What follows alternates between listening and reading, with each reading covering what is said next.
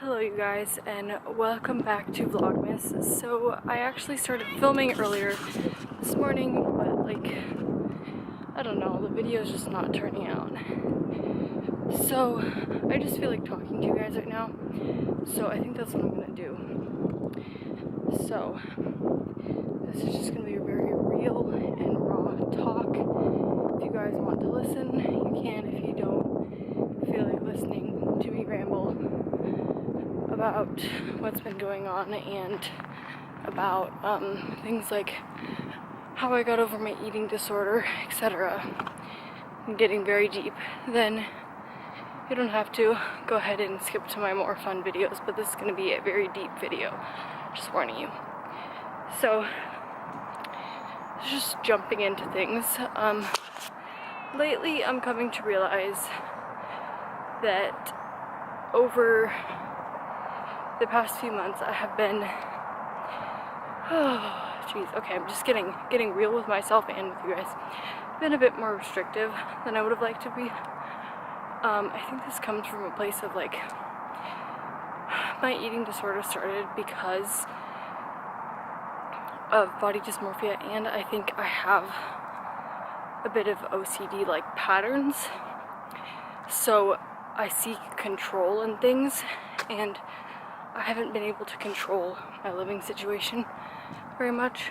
I haven't been with my parents and my family, and I stayed with one lady, and then she basically kicked me out, not because I did anything wrong, but because of things in her life. And then I got moved in with another family. So I was seeking control in things like food and working out. So lately I have been trying to change that, and I am trying to start incorporating a bit more foods that I had been restricting out of my life. I'm still intuitively eating. I was going to go back to tracking macros, but I just can't bring myself to, because I somewhat like not having to worry about how many carbs, how many fats I eat in a day, and it makes me less compulsive about what I do eat. So I've just been trying to incorporate a bit more carbs, because I kind of cut those out, and I was really only eating lots of vegetables and proteins, so almost like a keto diet, but with less fat. So yeah, I'm at a park walking around, and there was a lot of noise, so I had to stop filming for a few seconds. But anyways, so I was getting kind of obsessive over things like that, so I've been slowly trying to be less obsessive over my food and training. I've started making workout plan, and so that I can increase my strength and do a bit less volume, because I was doing way too much volume. I still love volume, and I do have one hit day, hit and upper body day, but I was doing way too much volume and too much cardio, so I'm trying to decrease that again, because I know I did lose some weight. I think I only lost 4 pounds, but I've definitely gotten really lean. And last time I went back with my parents, my mom was slightly worried about me, and I don't want her to be worried about me because I am okay. But yeah, so I guess I will talk about other things with okay, so there's another thing I want to talk about, which is kind of how I got over my eating disorder, and that's just by focusing on other things in my life. So that's kind of what I've been doing now too. It's when you have an eating disorder, you obsess over certain things, and so my eating disorder caused me to not be able to work out because my parents banned me. My doctor banned me from working out. I was barely even allowed to go on 10-minute walks every day. But yeah, so I started focusing on things that I could control and could do well at, so like school and friendships. So that is one way to kind of like stop being obsessive over eating and all that, and that's helped me a lot with getting over an eating disorder. So the thing is though, even though I did get over my eating disorder, I was still like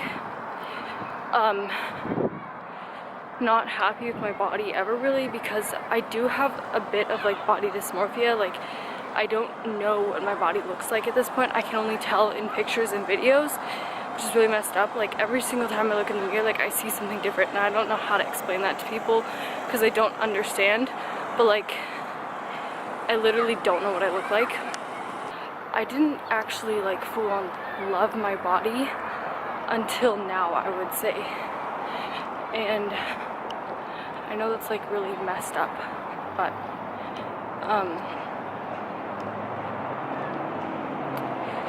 basically since I have stopped tracking macros, I've stopped staring at myself in the mirror. I actually don't have a long mirror anymore, except for at the gym. I haven't weighed myself since the last time I went to the doctor's, which actually wasn't that long ago, but I don't weigh myself on my own because I don't want to attach my worth to my number. And I've been focusing more on how I feel rather than what I look like. So I have been less focused on my body, and like the other day my boyfriend asked me in the car, he's like you haven't been talking to me about your body as much. And like, what is that all about? And I just like said, like, I haven't been as focused on that, and I just don't really care anymore, kind of. Like, I do care what I look like, but I also don't place my worth on it anymore. And he said, like, that's definitely true, like, you have stopped talking to me so much about that sort of thing.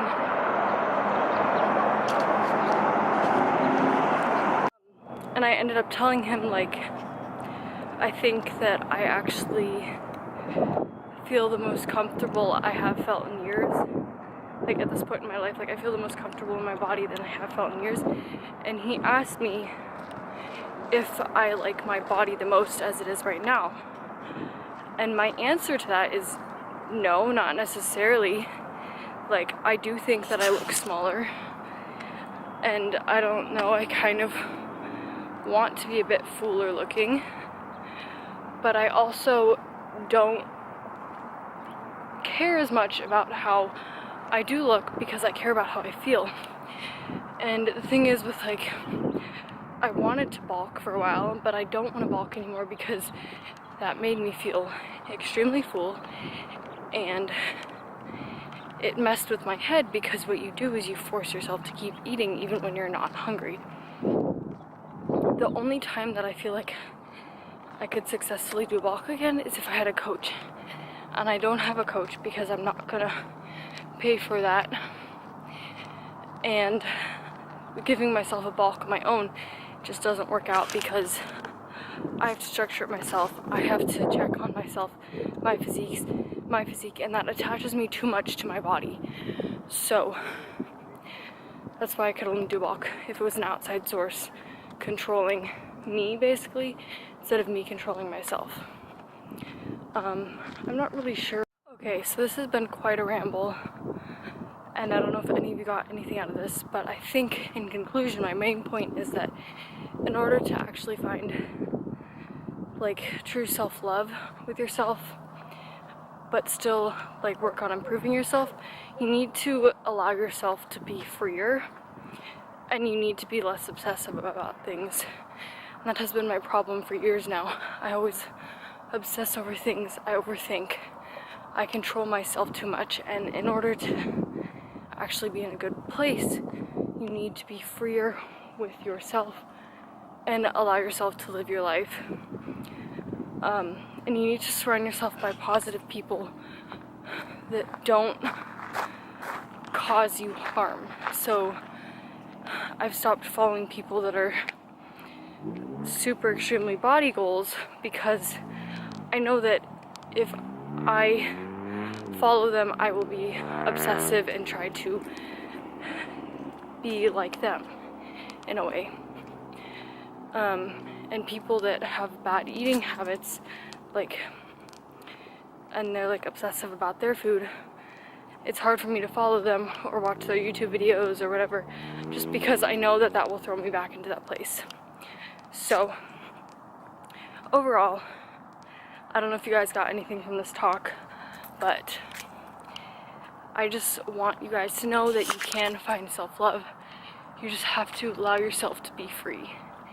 As cliche as that sounds. Just, you have to detach yourself from some of those things and allow yourself to be free. So that is the end of this little talk. I don't know what else to say. I hope you guys enjoyed this video and got something out of it. I love you guys, and yeah.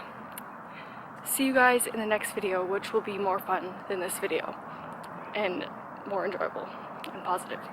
But anyways, deuces.